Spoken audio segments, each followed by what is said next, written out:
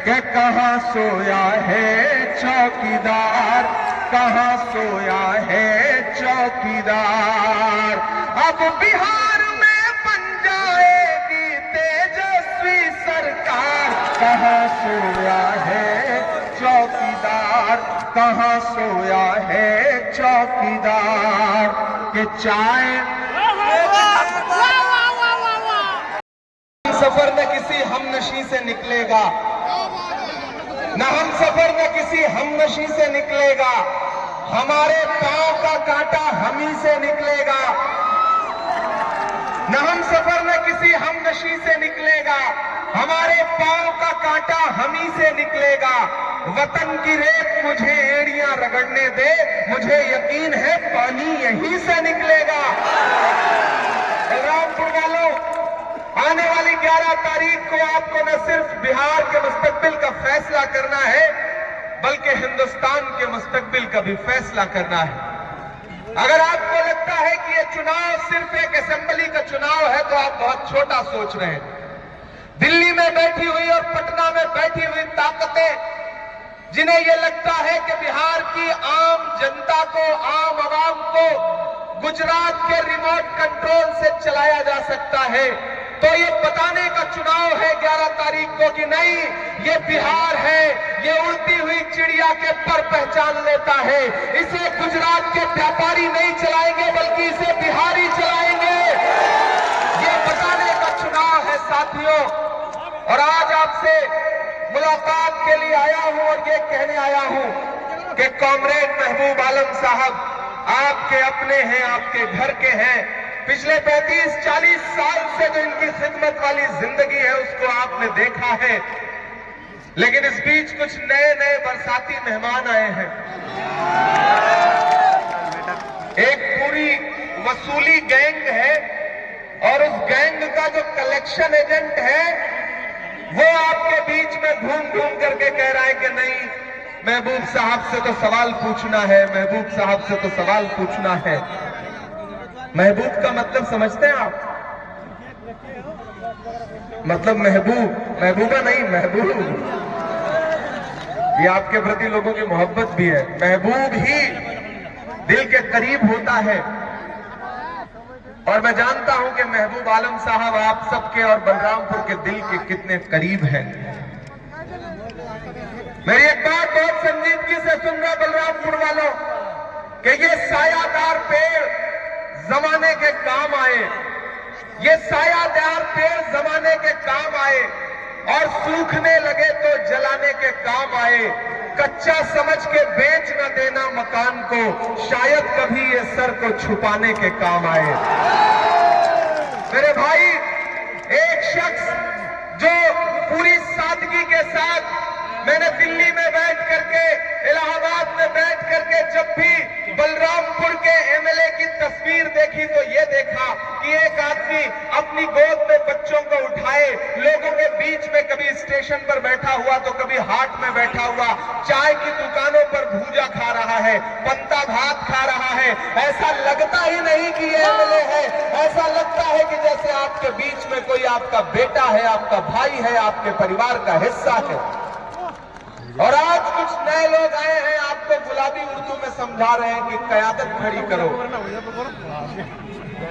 मुझे बताओ मेरे भाई कि जब पहले से ही महबूब आलम यहाँ पे कयादत कर रहे हैं तो महबूब आलम को हरा के कौन सी कयादत खड़ी करना चाहते हो? तेलंगाना में इसी 11 तारीख को, आज यहां जिस दिन वोटिंग हो रही होगी बलरामपुर वालों, उसी 11 तारीख को तेलंगाना में हैदराबाद में जुबली हिल्स एक कॉन्स्टिट्यूंसी है, उनके घर से 1 किलोमीटर दूर जुबली हिल्स, वहां 1,30,000 मुसलमान हैं उस कॉन्स्टिट्यूंसी में, लेकिन वहां कयादत नहीं खड़ी कर रहे हैं। वहां कांग्रेस के हमारे कैंडिडेट नवीन यादव के लिए घर घर दामन फैला करके साहब जाके वोट मांग रहे हैं, लेकिन बलरामपुर में आकर के कह रहे हैं कि यहां कयादत खड़ी करना है। अपने घर पे कयादत नहीं खड़ी करेंगे, यहां कयादत खड़ी करना है। अरे मेरे भाई, इसी सीमांचल में आकर के जलील मस्तान को हराने की कोशिश करना, महबूब आलम को हराने की कोशिश करना, या फिर प्रोफेसर मुसव्विर आलम को हराने की कोशिश करना, और जब इस मकसद में कामयाब होते हुए न दिखना, तो आपके सीमांचल के लोगों, मैं आपकी गैरत को पुकार के कहता हूं कि आपके बुजुर्गों को इसी सीमांचल में गाली दी जा रही है। वो साहब आकर के हैदराबाद से तकरीर करते हुए कहते हैं कि जो हमारे मुकाबले खड़ा होगा वो फिरौन है, नमरूद है। मैं आपकी गैरत को पुकार के पूछता हूं कि अगर आप उनको वोट नहीं देंगे तो आप फिरौन हो गए, नमरूद हो गए। इससे बड़ी भी कोई गाली हो सकती है क्या? किसी ईमान वाले के लिए इससे बड़ी गाली नहीं हो सकती कि उसको फिरौन कहा जाए। अरे महबूब आलम, आपकी सियासत के खिलाफ खड़े हैं तो आप गरीब जनता के इस रहनुमा को फिरौन बताओगे? वोट देने वाले नौजवानों को फिरौन बताओगे, नमरूद बताओगे? ये नफरत की सियासत है, ये गालीबाजी है, और इस गालीबाजी का विरोध सीमांचल वालों आपको करना पड़ेगा। इससे पहले भी चुनाव होते रहे हैं, इससे पहले भी एक दूसरे के खिलाफ लोग चुनाव लड़ते रहे हैं, लेकिन क्या कभी फेसबुक पे इस तरह किसी को गाली देते हुए देखा है आपने? बताओ मुझे, देखा है आपने? जो उनके खिलाफ खड़ा है उसको कहेंगे कि दरी बिछा रहा है। यही कहते हैं ना कि दरी बिछाने वाली गैंग है। अरे आप तेलंगाना में हमारी सरकार है, हमारे कैंडिडेट के खिलाफ कैंडिडेट ना उतार करके आप उसके लिए वोट मांग रहे हो, तो इसका मतलब आप वहां कांग्रेस की दरी बिछा रहे हो। बिछा रहे हो या नहीं बिछा रहे हो? अदावत है, सियासत है, परिंदा है, शिकारी है। अदावत है, सियासत है, परिंदा है, शिकारी है, मगर इन सारी चीजों पर मोहब्बत अब भी भारी है। बलरामपुर वालों, महबूब आलम आपके बुजुर्ग हैं, आपके घर के बड़े हैं, अपने बड़ों को शर्मिंदा मत करो।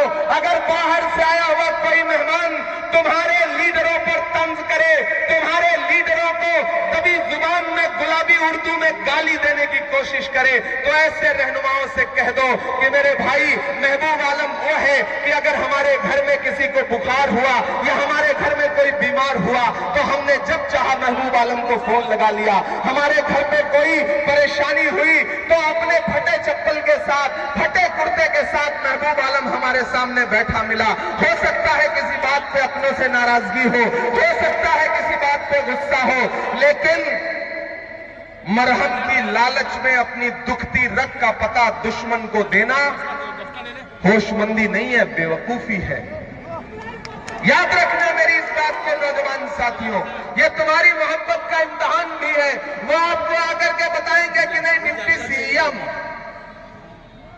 तो मैं ऐलान कर रहा हूं, आप महबूब भाई को एमएलए बना करके भेजिए, क्या पता आने वाला डिप्टी सीएम ही आपके सामने खड़ा हो। ऐसा भी तो हो सकता है। और मुझे इस बात के इम्कानात तो मिले हैं कि अगर सरकार बनती है, जिसकी पूरी उम्मीद है, मैं खगड़िया से लेकर के, बछवाड़ा से लेकर के, नालंदा से लेकर, बिहार शरीफ से लेकर के, ढाका से लेकर के, सिकटा से लेकर के, बेतिया से लेकर के, बरबीघा से लेकर, दीघा से लेकर, फुलवारी शरीफ से लेकर के, पूर्णिया से लेकर, किशनगंज से लेकर, बहादुरगंज से लेकर के, कस्बा से लेकर के बलरामपुर पहुंचा हूं। पूरे सूबे में प्रचार करता हुआ आया हूं और पूरी जिम्मेदारी से आपको बता रहा हूं कि साथियों, आने वाली 14 तारीख को बिहार में महागठबंधन की सरकार बनने जा रही है, तेजस्वी यादव मुख्यमंत्री बनने जा रहे हैं। अब खुद अंदाजा लगा लो कि महबूब भाई जैसा कद, महबूब भाई जैसा एक्सपीरियंस, महबूब भाई जैसा किरदार है किसी नेता का? नहीं है ना, नहीं है ना। यहां तो हजारों हजार लोग हैं। महबूब भाई का कसूर सिर्फ इतना है कि ये फेसबुक पर अपने विरोधियों को गाली नहीं दे पाते, ये लंबी लंबी तकरीरें नहीं कर पाते। अरे तकरीरों से हमारा अपना दिल नहीं बहलेगा। सरे मिंबर वो ख्वाबों के महल तामीर करते हैं, इलाजे गम नहीं करते, फकत तकरीर करते हैं। अपनी तकरीरें अपने पास रखिए। ये बलरामपुर के बुजुर्ग, इन्होंने देखा है महबूब आलम साहब के माथे की पेशानी की झुर्रियां देखा है लोगों ने। इनको इनकी झुर्रियों का दर्द पता है। इनको ये भी पता है कि महबूब आलम के पैरों में जो बिवाई फटी है वो आवाम के लिए सड़कों पर चलते हुए फटी है, आवाम के सुख दुख में खड़े रहने वजह से फटी है। मेरे भाई, अपनों से अगर थोड़ी बहुत शिकायत हो तो क्या करोगे? भाजपा के सहयोगियों को जितवा दोगे? ऐसा करोगे? तो याद रखना मेरी इस बात को कि मुझे राहुल जी ने, तेजस्वी जी ने, दीपांकर भट्टाचार्य जी ने, मुकेश जी ने, आईपी गुप्ता जी ने, सबने कहा कि इमरान भाई महबूब आलम जब असेंबली में खड़े होते हैं तो वो दिखते बड़े सीधे साधे हैं, लेकिन जब बोलना शुरू करते हैं ना तो अच्छे अच्छे सम्राट चौधरी का मुरेठा खुल जाता है।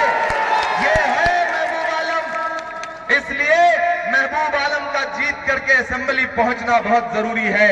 और बलरामपुर वालों, इमरान प्रतापगढ़ी हूं मैं, आपकी आवाज बन करके हिंदुस्तान की सड़कों से लेकर के संसद तक बोलता रहता हूं, बिना हाकिम से डरे हुए बोलता हूं। खुदा ने जब मुझे शायरी की सलाहियत दी तो मैंने महबूबा के जुल्फ और आंचल पे शेर नहीं कहे, बल्कि नजीब की मां के आंसुओं के लिए नज्म पढ़ी, मैंने फलस्तीन के लिए नज्म पढ़ी, मैंने लोगों के दर्द गुनगुनाए। मुझे भी गाली दी जाती है, मुझको भी गाली देते हैं और कहते हैं कि नहीं नहीं, ये तो सेकुलरिज्म की बात करता है। अरे मेरे भाई, मुल्क जिस मुहाने पर खड़ा है, सब समाजों को साथ लेकर के चलने की जरूरत है। यही तो भाजपा चाहती है कि एक तरफ 80% लोग खड़े हो जाएं, एक तरफ 20% लोग खड़े हो जाएं, दोनों की दुकान चलती रहे और इसमें जो अमन पसंद लोग हैं वो परेशान हो जाएं। इसलिए अपने दानिश्वर लोगों से, इस शहर के, इस गांव के, इस कस्बे के पढ़े लिखे लोगों से, नौजवानों से, माओ बहनों से यह कहना चाहता हूं कि ये लड़ाई सिर्फ एक विधायक हराने जिताने की नहीं है। पिछली बार जीते तो थे 5 विधायक, 4 चले गए, बाद में 4 चले गए आरजेडी के साथ। तो ये कयादत खड़ी करने का जो नारा है वो इस बार नहीं चलने वाला सीमांचल में। बलरामपुर वालों, महबूब भाई को जिता करके असेंबली पहुंचाइए। मैंने कहा ना, क्या पता डिप्टी सीएम ही आपके सामने खड़ा हो।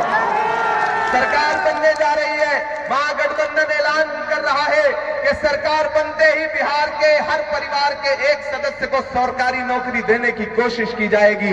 यहाँ माएं बहनें खड़ी हैं। अभी कल ही हमारे मुख्यमंत्री के चेहरे तेजस्वी यादव जी ने ऐलान किया है कि जैसे ही सरकार बनेगी 14 जनवरी को हर महिला के, हर खातून के, हर औरत के अकाउंट में 30,000 रुपए एक साथ सरकार देने का काम करेगी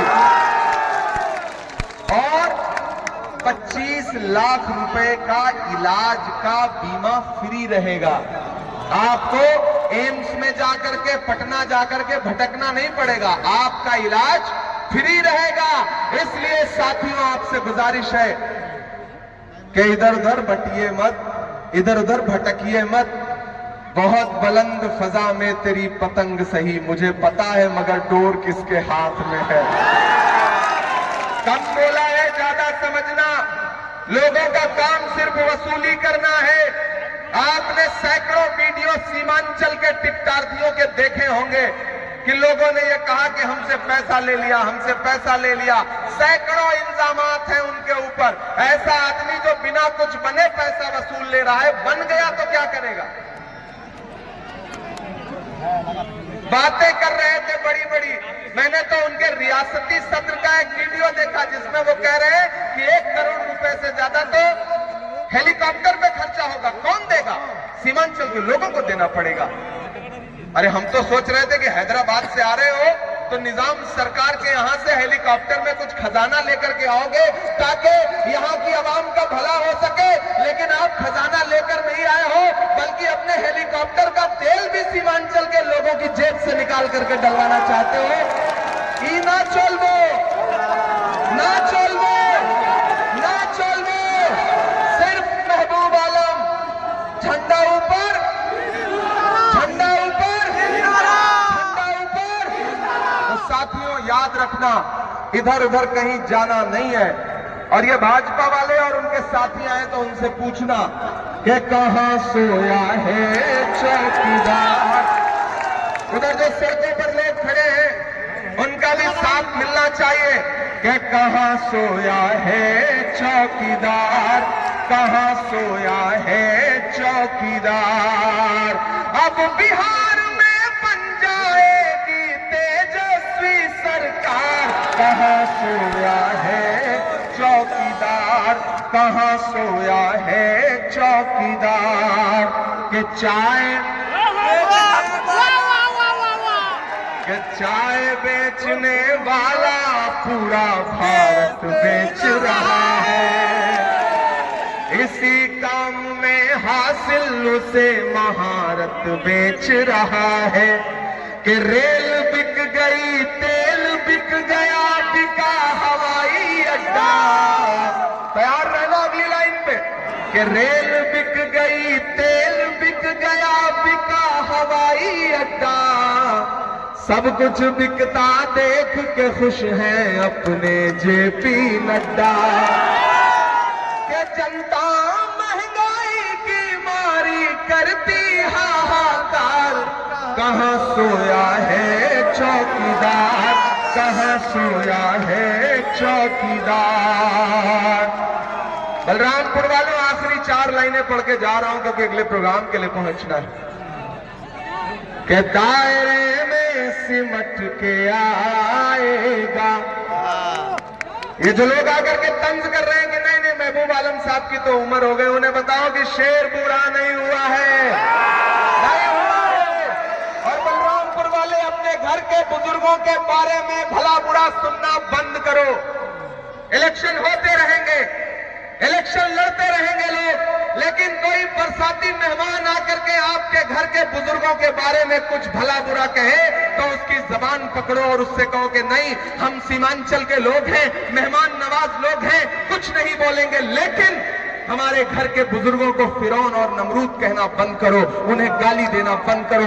ये करना पड़ेगा आपको, बिल्कुल करना पड़ेगा। नहीं करिएगा तो कोई भी कहीं से 1000 किलोमीटर दूर से आके मुंह उठा करके कुछ भी बोल के चला जाएगा। ये इजाजत मत दो, सियासत आती जाती रहेगी। दायरे में सिमट के आएगा, हर रवायत से हट के आएगा।